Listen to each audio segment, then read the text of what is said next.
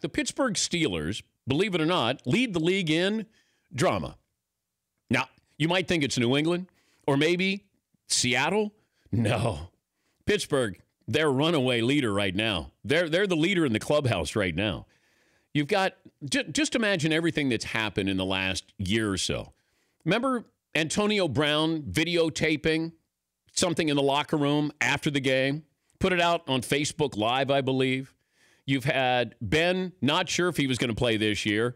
Then after the Jacksonville game where he threw 5 picks, not sure if he had what it takes to be a great player or continue to play. James Harrison drama. He's fallen asleep in team meetings here. And Le'Veon Bell holding out.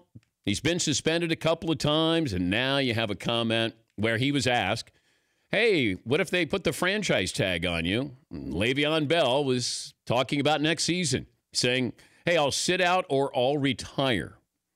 How selfish can you possibly be? I don't care what the question is. If they're asking about this, I know what the answer shouldn't be. And that is, hey, I'll sit out or I'll retire.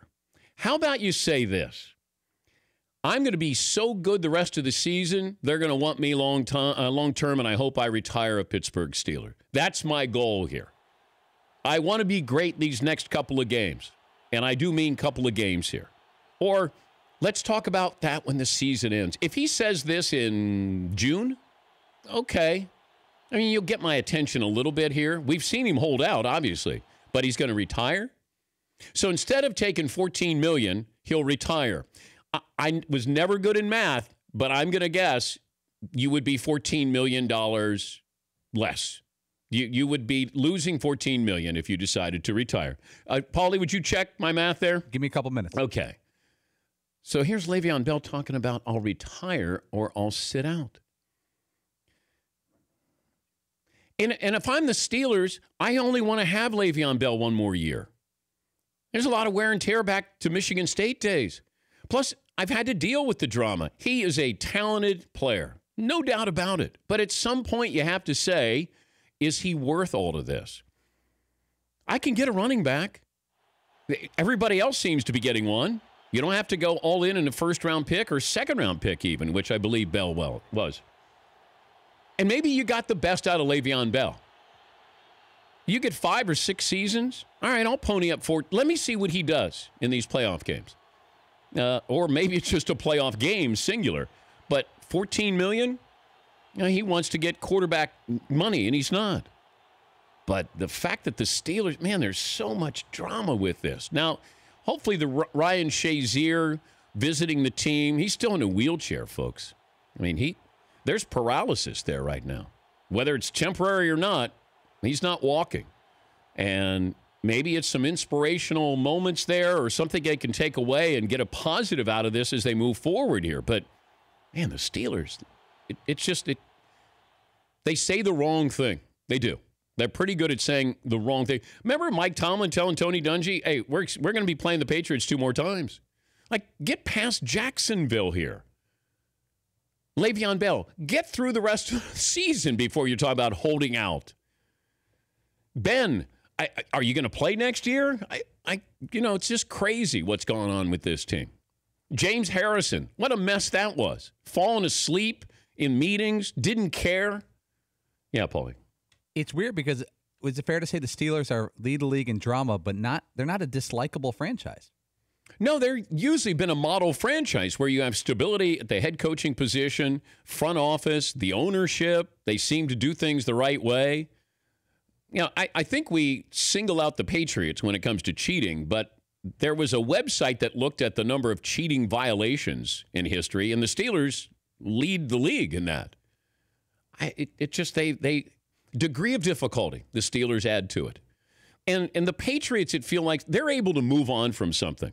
If the Patriots had the call reversed in the game in Pittsburgh, I feel like the Patriots would have handled it far better than the Steelers. Like the Steelers couldn't even put the right blame on the right person. Okay?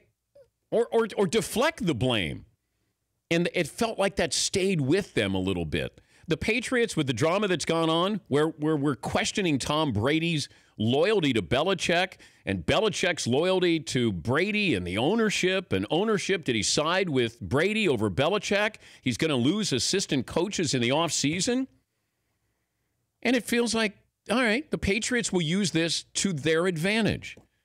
And you're not quite sure with what the Steelers are going to do. But I will say this, the Patriots deliver the message, and it's one voice that is the messenger. Not the Steelers have like five. Like I was gonna clock it, and who called the play? Well, it came from the side. I don't know, it came from above. Wait, what? It's the Steelers, man. And I like Tomlin, and he seems like a no-nonsense guy. But, man, there's a whole lot of stuff that goes on with Pittsburgh. And I'm sure there's a whole lot that goes on with other teams. I mean, Seattle gets away with a whole lot with Pete Carroll. And I believe that's why they're in the mess that they're in right now. And that's a state of flux. I mean, it feels like they're headed down. And did you see Doug Baldwin, who I like a lot? It felt like it was a veiled shot at Russell Wilson when Darrell Bevell, the offensive coordinator, was fired. And Doug Baldwin, I think, is quoted as saying, Bevell wasn't the problem. Well, who is the problem then on the offense? If it's not the offensive coordinator, are you saying it's Russell Wilson? That's sort of what I took from it. Richard Sherman has had those moments where it seems like a sneaky little shot with Russell Wilson. But, when it comes to drama, I mean, we're used to that with Seattle. With Pittsburgh, that's an entire season of drama there going back to last year's playoffs. Holdout with Le'Veon Bell. Ben not sure what he's doing. James Harrison. Now Le'Veon Bell, I'll hold out or retire. Man, just win the game. And didn't Mike Mitchell say we're going to beat the Patriots? You're not even playing the Patriots. You're playing Jacksonville this weekend. Oh, man. You know what? Maybe I get too invested. This is why I don't like making Super Bowl picks.